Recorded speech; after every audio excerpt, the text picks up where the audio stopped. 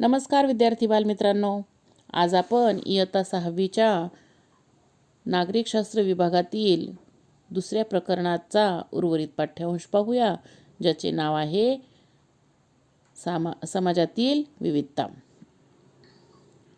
विद्यार्थी मित्रांनो, मागच्या व्हिडिओद्वारे आपण मानवाच्या जडणघडणीमध्ये सहकार्य कसे महत्त्वाचे आहे आणि त्याचबरोबर सामंजस्य आणि सहिष्णुता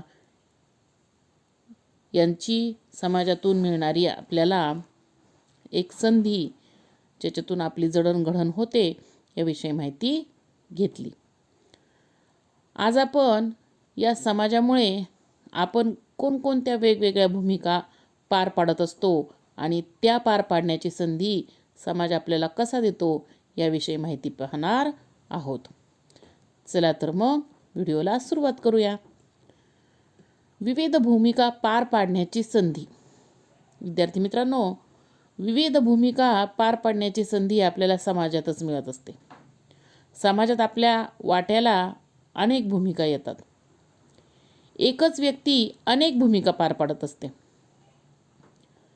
प्रत्येक भूमिकेच्या काही जबाबदाऱ्या असतात, त्याचबरोबर काही कर्तव्यसुद्धा ठरलेली असतात.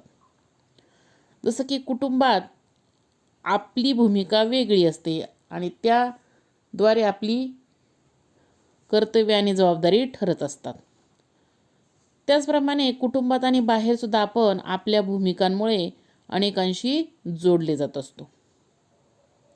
मग आपल्या भूमिकांमध्ये अनेकदा बदल होत असतो. आता करून पहा, हा स्वयंमध्ये येण्याचा एक चार्ट तुमच्यासमोर तुम्हाला दिसतोय. त्यात विविध भूमिका पार पाडण्याची संधी.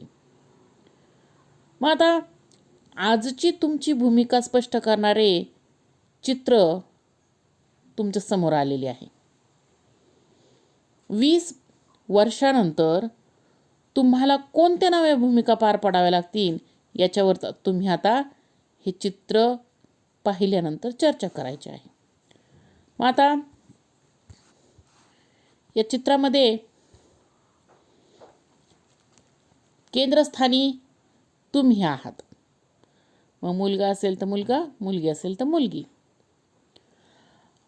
मग 20-25 वर्षानंतरच्या चित्रा अगोदर आज तुमची भूमिका दाखवणारे हे चित्र आहे.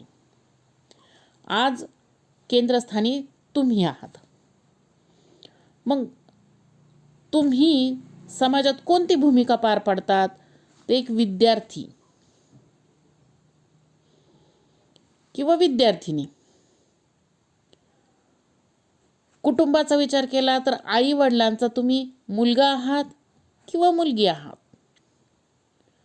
तुमच्या आजी आजोबांचा जर विचार केला तर त्यांचे तुम्ही नातू आहात किंवा नात आहात.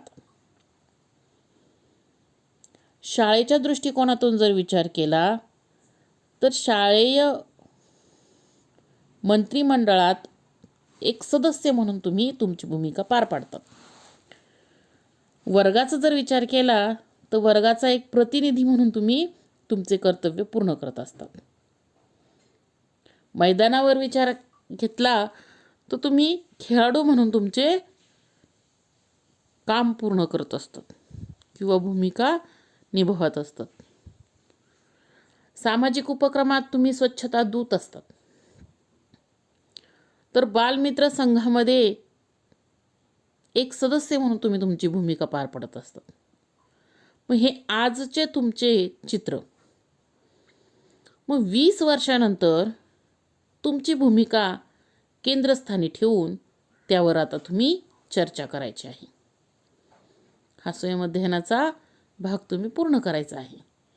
जसं आज तुमच्या वयात तुम्ही त्या केंद्रस्थानी दिसताय, तसं 20 वर्षानंतर तुमची भूमिका काय असणार ते त्या ठिकाणी लिहायचं आहे.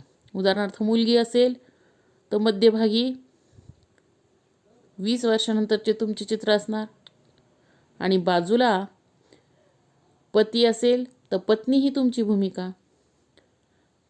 सासू सासरे असतील तर सून म्हणून तुमची भूमिका.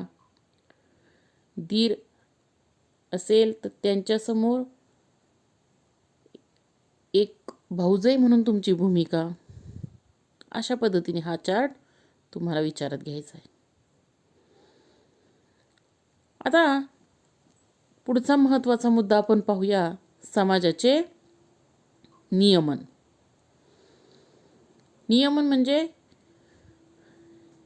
समाजातील नियम पाळणे आणि त्याची आवश्यकता का आहे हेच आपण समजून घेऊया.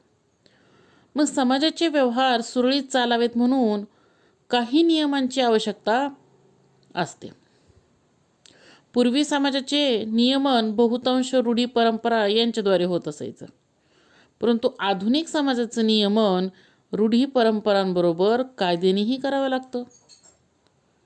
पूर्वी फक्त रूढी परंपरा असायच्या आणि त्यानुसार समाजात विशिष्ट शिस्त असायची आणि ते काटेकोर नियम पाळून समाजाचे गाडे पुढे हाकले जात असायचा, समाजाचा गाडा पुढे चालत असायचा. परंतु आधुनिक समाजाचा जर विचार केला तर या रूढी परंपरांबरोबरच काही कायद्यांचं सुद्धा आपल्याला पालन करावं लागतं. मग रूढी परंपरा, संकेत इत्यादीपेक्षा कायद्याचं स्वरूप मात्र वेगळं असतं आणि या सर्व बाबींच्या आधारे आपल्या समाजाचे नियमन अनेक संस्था, संघटना करत असतात. स्थानिक पातळीवर शासन संस्था या समाजाचं नियमन करत असतात आणि त्यात त्यांची भूमिका फार महत्त्वाची असते. विद्यार्थी मित्रांनो, अशा पद्धतीने आज आपण समाजातील विविधता या पाठाचा अभ्यास केला. आता तुमच्यासाठी आजचा स्वाध्याय. सामाजिक विविधता या पाठाचा अभ्यास केल्यानंतर त्या खाली असलेला स्वाध्याय तुम्ही तुमच्या वर्गपाठाच्या वहीत लिहून काढायचा आहे. धन्यवाद.